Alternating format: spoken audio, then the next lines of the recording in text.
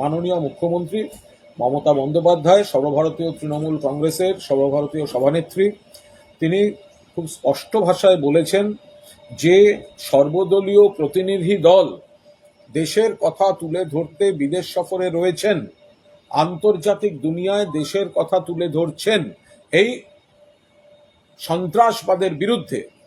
তারা সুষ্ঠুভাবে নিরাপদে দেশে ফিরে আসার পর সংসদের একটি বিশেষ অধিবেশন ডাকা উচিত, কারণ সাম্প্রতিক সংঘাতমূলক যে ঘটনাগুলি ঘটেছে সেগুলির পরিপ্রেক্ষিতে কি কি ঘটনা ঘটেছে এটা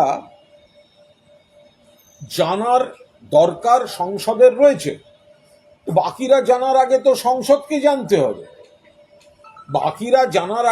সংসদকে জানতে হবে, তো সেই কারণে তো সংসদের একটা বিশেষ অধিবেশন ডাকা প্রয়োজন।